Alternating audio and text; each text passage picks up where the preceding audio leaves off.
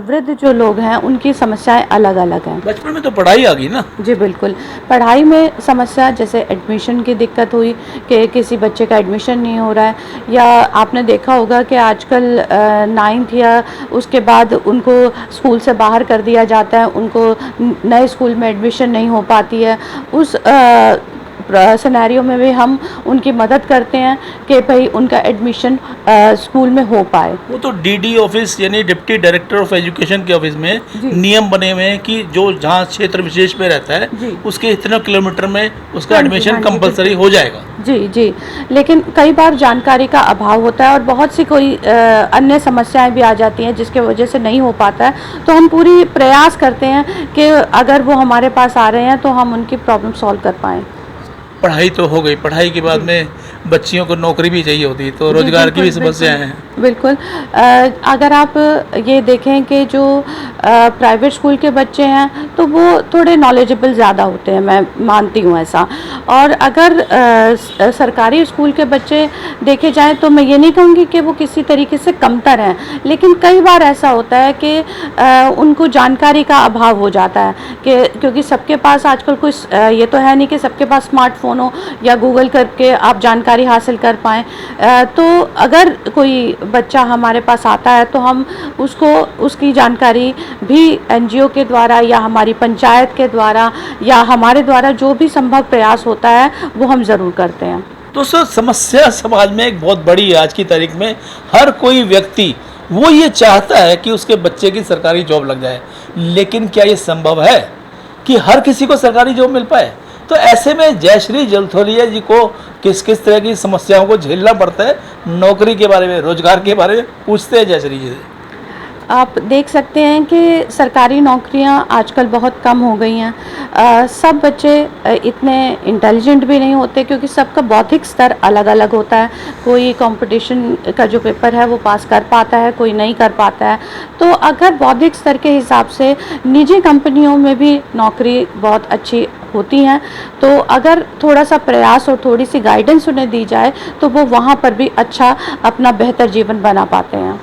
बच्चे ने पढ़ाई कर ली, उसकी नौकरी लग गई, लेकिन एक उम्र के बाद में जब बुढ़ापा आता है तो बुढ़ापे में कई तरह की समस्याएं आती हैं। वृद्धावस्था में भी परिवार वाले साथ छोड़ के चले जाते हैं। जी, जी। या कोई वृद्धावस्था में विधवा भी हो जाती हैं। तो ऐसी महिलाओं के लिए आपने क्या तालमेल बैठाया सरकारी डिपार्टमेंट से?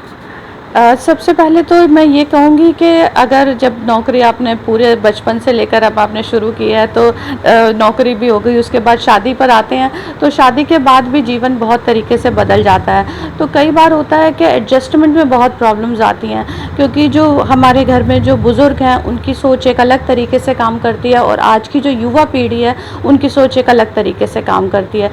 तो उसमें जो तालमेल कई बार होता है कि वो नहीं बैठ पाता है।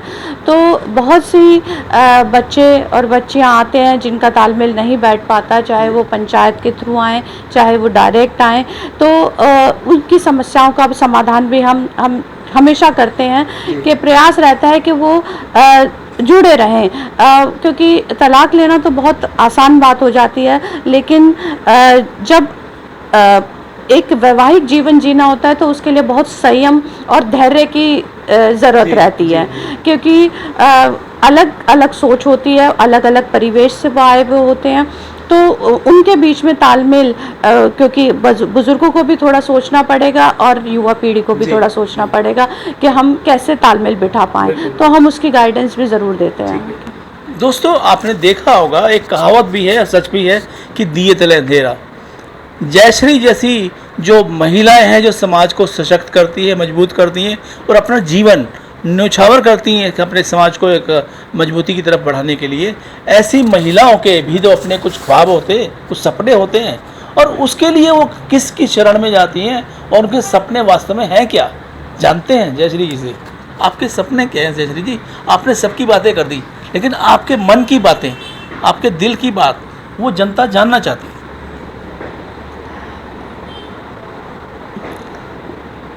मन की बात अब क्या कहूँ कि आप समाज से जुड़कर काम कर रहे हैं, तो उस अगली पायदान क्या? समाज सेवा के बाद में अधिकतर, जैसे हमारे हिंदुस्तान में क्या है कि समाज सेवा के बाद राजनीति सेवा।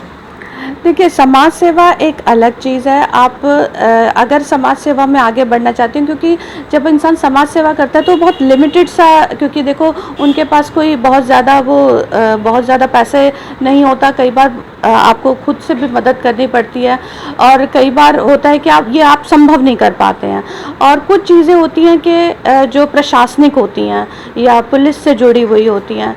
तो अगर आप देखें तो नॉर्मल इंसान अगर पुलिस के पास जाए तो आप से छुपा हुआ नहीं है कि उनका जी। बिहेवियर कैसा होता है। तो एक राजनीतिक पहचान बनाना भी बहुत ज़रूरी होता है कि अगर आप समाज सेवा करना चाहते हैं, बेहतर ढंग से उनके लिए कुछ करना चाहते हैं, तो आपके लिए पास एक छोटी पावर होना भी बहुत ज़रूरी है कि आप अपनी बात कह सकें उनके लिए सशक्त रूप में। बदलते वक्त के हिसाब से भारत की जो बेटी है, भारत की जो महिला है, वो किसी रूप में कमज़ोर नहीं है। उसके पास भी ज्ञान का भंडार है, उसके पास भी जानकारियों का पूरा पुलिंदा है, और साथ साथ माँ के दूध की ताकत भी है। तो ऐसे में महिलाएं पीछे क्यों रहे? उन्हें भी राजनीति में आना चाहिए, और राजनीति में आके देश की दशा और दिशा दोनों को सुधार करना चाहिए।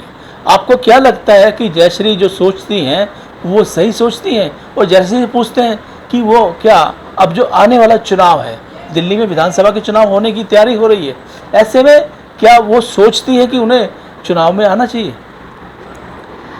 मैं ये समझ रही हूँ कि आप जो जितने भी राजनीतिक जीवन जो जीते हैं, वो उन्होंने एक सोच रखा है कि राजा का बेटा ही राजा बनेगा। मैं किसी राजनीतिक उस बैकग्राउंड से नहीं हूँ, मैं एक नॉर्मल घर से आती हूँ, और मैं समझती हूँ कि जहाँ तक महिलाओं की बात आती है ना, तो बहुत ही दोगला और डबल स्टैंडर्ड्स लोग रखते हैं। वो दिखावे के लिए कुछ और होते हैं और अंदर से कुछ और होते हैं। तो मैं इसलिए भी आगे आना चाहती हूँ क्योंकि जो ये डबल स्टैंडर्ड्स की जो उन्होंने नीति चला रखी है ना, उसे कहीं ना कहीं ब्रेक करने की ज़रूरत है। ऐसा अक्सर कहा जाता है कि राजनीति में या किसी भी फिल्मी दुनिया के क्षेत्र में भी किसी न किसी गॉड फादर की जरूरत होती है। तो आपको क्या लगता है कि इस राजनीति में जिसमें आप एंटर करने जा रही हैं, तो उसमें क्या आपको कोई गॉड फादर नज़र आता है जिसके सहारे आप ये नैया पार हो जाएगी? गॉड फादर ज़्यादा सब बनाते हैं, लेकिन अभी तक मैं अपनी बात कहूँ तो मैं पार्टी के रूप में भी क्या हो सकता है? कोई पार्टी हो जो आपको लगता है कि जिसके सहारे आपका ये रास्ता पार हो जाएगा?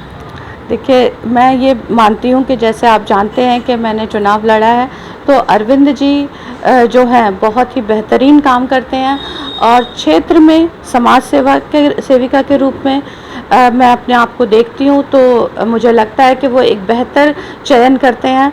तो उस सिनेरियो को देखते हुए वो एक अच्छी सोच के इंसान को ही ज़रूर लेंगे। दोस्तों, ये इशारा कर रहे, खुल के नहीं बोल रहे, अरविंद केजरीवाल की बात कर रहे हैं, आम आदमी पार्टी की बात कर रहे हैं। मैंने पार्टी का नाम पूछा था तो थोड़ा हेजिटेशन होता है, क्योंकि समाज से जुड़कर जिसने काम किया वो राजनीति के क्षेत्र में थोड़ा सा अपने आप को धीरे धीरे एस्टेब्लिश करेगा, क्योंकि मेन मकसद तो समाज सेवा है ना। तो ऐसे लोगों को आपका भी सहयोग चाहिए, और ऐसे लोगों को आपकी ताकत भी चाहिए, और यही लोग हैं जो आपके सुख दुख के सच्चे साथी हैं, और इनके साथ रहकर ही समाज का कल्याण हो सकेगा, ऐसा हमारा भी विश्वास है। हम ये जानते हैं कि अगर जयश्री जलूथरिया जी राजनीति में आती है तो आपका प्यार उसको भरपूर मिलना चाहिए। चलते चलते आखिर में आपकी जो आप उद्देश्य बनेंगे राजनीति में, जब आप पदार्पण करने जा रही हैं, तो मुख्य उद्देश्य क्या रहेंगे? मैंने कहा ना, लोगों का वेलफेयर, और जो हमारी जो जितनी भी योजनाएं आती हैं वो सही ढंग से ज़्यादातर लोगों तक पहुंच ही नहीं पाती है। हम उसे बेहतर ढंग से जन जन तक पहुंचा पाएँ, ये ज़रूरी है। ये प्रयास रहेगा कि ठीक से सारी योजनाएं उन तक पहुँचें, पूरी ईमानदारी से काम किया जाए। एक कड़वा सवाल ये कि राजनीति में कहा जाता है कि जब आप टिकट लेने जाते हैं तो भारी भरकम पैसे की थैली लेकर जाना पड़ता है। आपको लगता है कि आपको भी इसकी ज़रूरत पड़ेगी? मुझे तो नहीं लगता ऐसा, क्योंकि जहाँ तक मैं मेरी पार्टी की बात कर रही हूँ तो अरविंद जी बेहद ही ईमानदार हैं, और मुझे नहीं लगता कि वो पार्टी टिकट पैसे के बेसिस पर देती है, ऐसा नहीं है। जी। ये आत्मविश्वास से सराबोर और पूरी तरह से एक गंभीर मुद्दे को लेकर हमारे साथ में रही जयश्री जलुथरिया जी, जिन्होंने समाज से जुड़कर अभी तक लोगों की सेवा की। इनके मन में एक ही भावना है कि लोगों के भले के लिए, उनकी भलाई के लिए, उनकी मजबूती के लिए हर तरीके से सक्षम होकर आगे बढ़ना है। अगर वो राजनीति में भी प्रवेश कर रही हैं तो राजनीति में भी उनका आत्मविश्वास इतना गहरा है कि उन्हें पता है कि अगर मैं आऊँगी तो बिना किसी थैले किए, बिना किसी रिश्वत के वो एंटर करूँगी, और जिस व्यक्ति के हाथ में कमान, उस पार्टी के जो मसीहा हैं अरविंद केजरीवाल की वो बात कर रही है, तो उन पर भी इनको विश्वास है, और ये विश्वास ही इन्हें मजबूत बनाएगा और आपका प्यार इन्हें ताकत देगा। मुझे उम्मीद है कि आपको ये बातचीत अच्छी लगी होगी। फिर भी आपके जहन में कोई सवाल है तो हमें अवश्य बताइएगा। अगली मुलाकात जल्दी किसी और शख्स के साथ में, तब तक आज्ञा दीजिए। नमस्कार।